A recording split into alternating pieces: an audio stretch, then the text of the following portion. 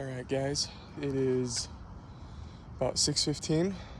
Today I'm going to be doing 6 miles, easy paced, but also in this 6 miles I'm going to be talking about a lot of actually pretty personal things about my journey in fitness, why I got into it,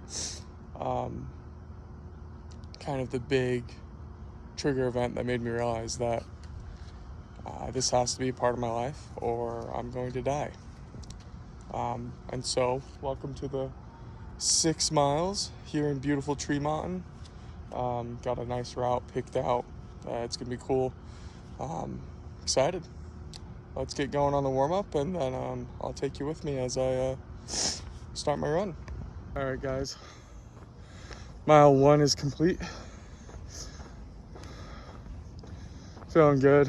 Busy the last couple weeks with family in town, along with a couple other things, and so didn't get as many workouts in as I wanted to, but still got a lot in. But about 4 years ago, I got a phone call as I was getting out of the shower that my mom had a heart attack at 50 years old, or right around there. Can't fully remember, but she had a heart attack. And my dad told me, hey, she had a heart attack. She is at the hospital in Utah. You probably should come see her. And so I went in, I saw her, and that's actually what began my journey into after sports fitness. And so the journey began. And as I go throughout this run, I'm going to talk about that journey. What happened from day one, how it went, and how it's going now. Because things have definitely changed from 3 years ago, or 4 years ago, I can't remember. But don't forget to like and subscribe, and then sit back and relax and enjoy this video. Thanks, guys. On to mile 2. All right, guys, mile 2 is complete. So it was at the hospital where I kind of found out that high cholesterol, high blood pressure, stuff like that, like what that is. And so I went into the doctors, and blood pressure was high, cholesterol was high. But at that point in our lives, we hadn't bought a house. We hadn't settled down yet. I was in college, and so I was like, all right, this is the starting point. I need to change my life, because if I don't, I'm gonna have a heart attack and kill myself. And so I started running. We are just below 3.25 miles.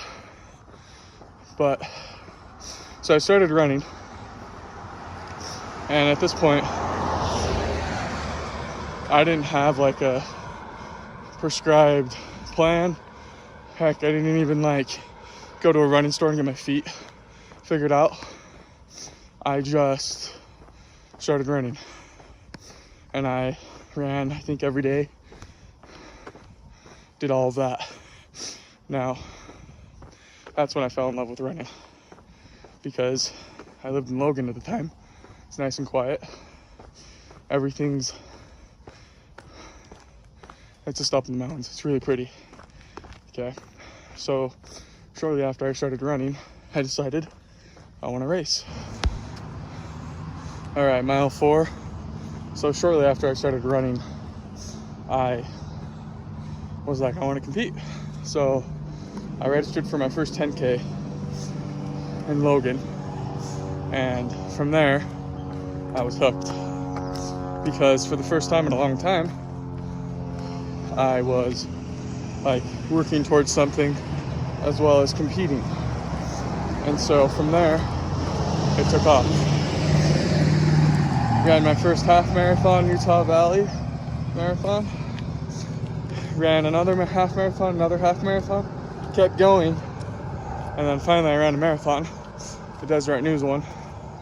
But all throughout this, I changed my diet. Okay, I lost a bunch of weight, thinking that, hey, I'm putting forth the effort. Things are gonna change for me with my blood work. And well, shortly after that, okay, after my first marathon, okay, we moved out, bought a house where we're at now, and went in to my doctor, got everything tested again, and things had moved a little bit, but not a ton. And that's when it hit me. Your genetics play a super big role in your health as well as everything in your life. And because of that, you gotta be extremely intentional about how you take care of yourself. Okay, so this next part of this video, I'm gonna talk about the 5 things that I wish I would have known when I started getting into after sports fitness.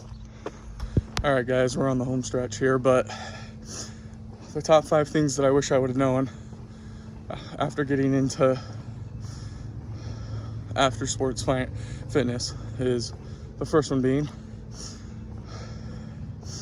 all those people that you watch on YouTube, TikTok, whatever it is, that are extremely shredded, extremely big, everything. Most of them are on performance enhancing drugs. So just because you work out and eat right does not mean you're gonna look like them. Number 2, it is true that you don't need cardio to lose fat. However, though, I found it easier for me to include cardio because of this simple thing. I sit at a desk all day. So if you sit at a desk all day, you need to do cardio. And the reason for that is it will widen your calorie deficit and it will take the pressure off of you to be absolutely perfect in your diet. Number 3, don't compare yourselves to others, because you don't know if they're on performance enhancing drugs. You don't know what they're doing. So don't compare yourself to them. Compare yourself to you. Number 4, your genetics play a huge role into what you look like and what you can do. Number 5, it is true that processed foods will kill you. So you need to eat a whole foods diet. However, though, you're a human being, you're not perfect. So it's okay every once in a while to have some junk. But you got to keep in mind that most of the time, if you're gonna eat junk, you're gonna feel like junk. So I guess technically 6. If you're gonna eat junk, you're gonna feel like junk, and you're gonna perform like junk. So you got to put good things in your body. I'm gonna finish up this last mile. Thanks for watching, guys. Don't forget to like and subscribe, and have a wonderful day.